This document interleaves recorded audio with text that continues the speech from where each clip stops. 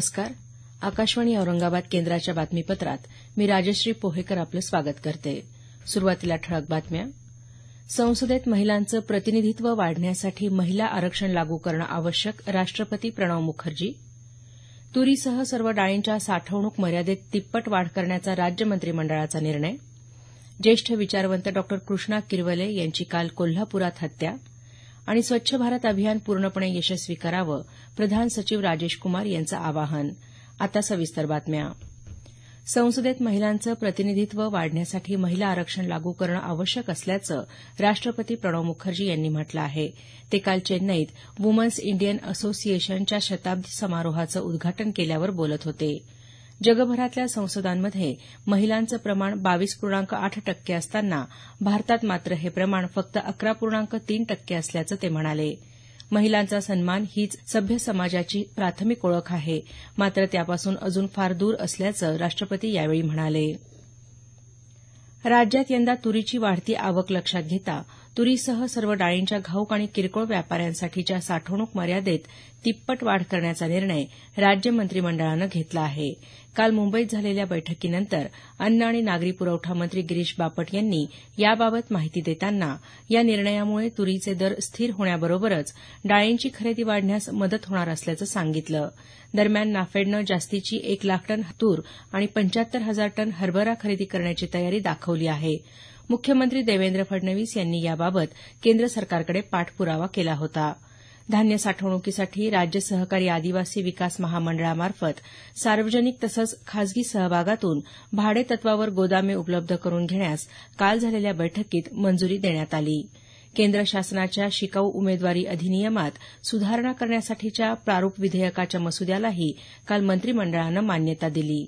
राज्य विधिमंडळाच्या अर्थसंकल्पीय अधिवेशनाच्या पहिल्या दिवशी राज्यपाल सी विद्यासागर राव करणार असलेल्या अभिभाषणाच्या मसुद्यावर या बैठकीत चर्चा झाली. येत्या 9 मार्चपासून विधिमंडळाच्या अर्थसंकल्पीय अधिवेशनाला सुरुवात होणार आहे. महानगरपालिका आणि जिल्हा परिषदांच्या निवडणुकीनंतर काल प्रथमच झालेल्या मंत्रिमंडळाच्या बैठकीत शिवसेनेचे मंत्री उपस्थित होते.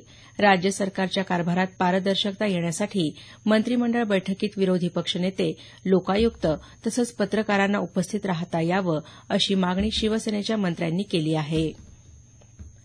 शासकीय अभियांत्रिकी महाविद्यालयं आणि शासकीय तंत्रनिकेतन संस्थांसाठी स्पेनच्या इडिबन टेक्निकल टीचिंग इक्विपमेंट संस्थेची साधनसामग्री, उपकरणं वापरण्यासाठी चाचणी प्रकल्प राबवण्याचा निर्णय सरकारनं घेतला आहे. मुख्यमंत्र्यांनी काल या कंपनीच्या शिष्टमंडळासोबत झालेल्या बैठकीनंतर ही माहिती दिली. सध्या औरंगाबादसह 4 तंत्रनिकेतन महाविद्यालयं तसंच 2 अभियांत्रिकी महाविद्यालयात हा प्रकल्प राबवला जाणार आहे. यासाठी प्रत्येकी 20 कोटी रुपये निधी स्पेनकडून दिला जाणार आहे. वैद्यकीय अभ्यासक्रमांच्या प्रवेशासाठी असलेल्या राष्ट्रीय पात्रता प्रवेश परीक्षा एनईईटीमध्ये उर्दू माध्यमाचा समावेश करावा अशा आशयाची मागणी करणारी याचिका विद्यार्थी इस्लामिक संघटनेनं सर्वोच्च न्यायालयात दाखल केली आहे. महाराष्ट्र आणि तेलंगणा सरकारनं या प्रस्तावास संमती दर्शवली असल्याचं याचिकाकर्त्यांकडून न्यायालयात सांगण्यात आलं आहे. यावरील पुढील सुनावणी येत्या शुक्रवारी 10 मार्चला होणार आहे. माध्यान्ह भोजन योजनेचा लाभ घेणाऱ्या विद्यार्थ्यांना आधार कार्ड अनिवार्य करण्याचा निर्णय केंद्र सरकारनं घेतला आहे. या योजनेतील पारदर्शकता वाढवण्याच्या उद्देशानं हा निर्णय घेतला असल्याचं सरकारकडून सांगण्यात आलं. आधार कार्ड नसलेल्या विद्यार्थ्यांना येत्या 3 जूनपर्यंत आधार कार्ड काढण्याची मुदत देण्यात आली आहे. ज्येष्ठ विचारवंत डॉ. कृष्णा किरवले यांची काल कोल्हापुरात अज्ञात हल्लेखोरानं राहत्या घरी धारदार शस्त्रानं वार करून हत्या केली. काल दुपारच्या सुमारास ही घटना घडली. आर्थिक व्यवहारावरून ही हत्या झाली असल्याचा अंदाज पोलिसांकडून वर्तवण्यात आला असून या प्रकरणी एका संशयितेला अटक करण्यात आली आहे. बीड जिल्ह्यातले मूळ रहिवासी असलेले डॉ. किरवले यांनी औरंगाबाद इथल्या मिलिंद महाविद्यालयात शिक्षण घेतलं. तसंच ज्येष्ठ साहित्यिक डॉ. गंगाधर पानतावणे यांच्या मार्गदर्शनात पीएचडी प्राप्त केली होती. कोल्हापूरच्या शिवाजी विद्यापीठात मराठी विभाग प्रमुख पदावरून ते काही महिन्यांपूर्वीच निवृत्त झाले होते. जळगाव इथं झालेल्या 31व्या अस्मितादर्श साहित्य संमेलनाचं अध्यक्षपद त्यांनी भूषवलं होतं.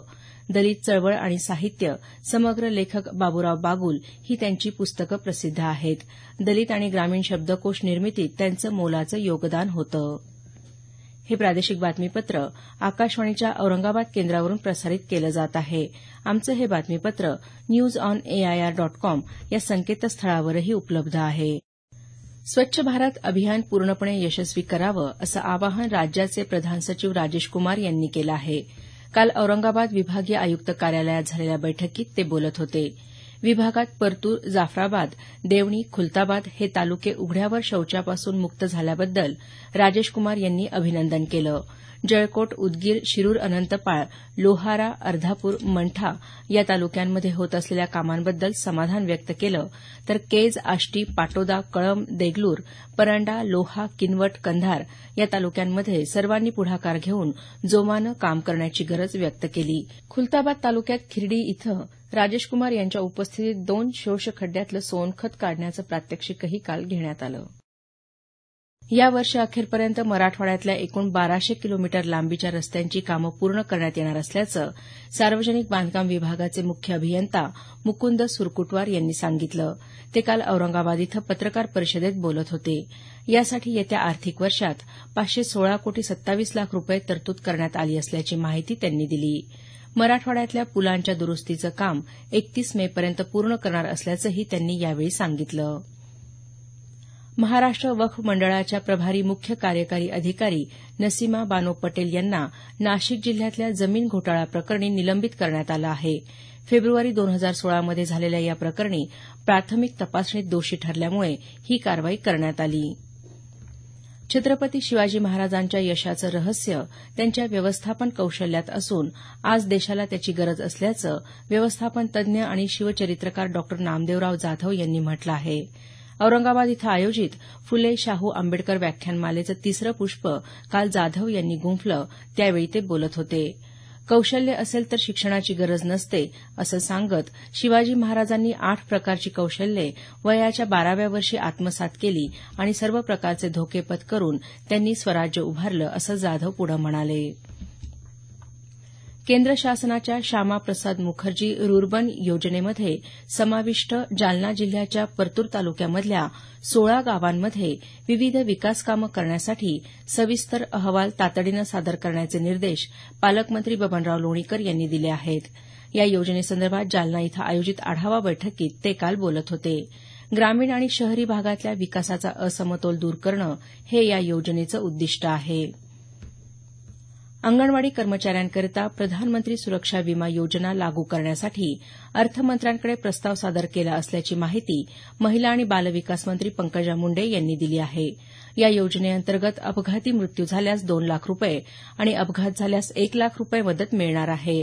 राज्यातल्या अंगणवाडी कर्मचाऱ्यांना या योजनेत समाविष्ट करण्यासाठी 24,73,500 रुपये शासनाकडून दिले जाणार असल्याचं मुंडे यांनी सांगितलं. मानधन वेळेवर देण्यासह इतर मागण्यांसाठी काल परभणी जिल्हा परिषदेवर अंगणवाडी सेविका आणि मदतनीस यांनी धरणे आंदोलन केलं. आंदोलकांच्या मागण्यांचं निवेदन प्रशासनाकडे सादर करण्यात आलं. शेवटी पुन्हा काही ठळक बातम्या. संसदेत महिलांचं प्रतिनिधित्व वाढण्यासाठी महिला आरक्षण लागू करणं आवश्यक राष्ट्रपती प्रणव मुखर्जी. तुरीसह सर्व डाळींच्या साठवणूक मर्यादेत तिप्पट वाढ करण्याचा राज्य मंत्रिमंडळाचा निर्णय. ज्येष्ठ विचारवंत डॉ कृष्णा किरवले यांची काल कोल्हापुरात हत्या. आणि स्वच्छ भारत अभियान पूर्णपणे यशस्वी करावं प्रधान सचिव राजेश कुमार यांचं आवाहन. याबरोबरच हे बातमीपत्र संपलं. आमचं यानंतरचं संक्षिप्त मराठी बातमीपत्र सकाळी 10 वाजता.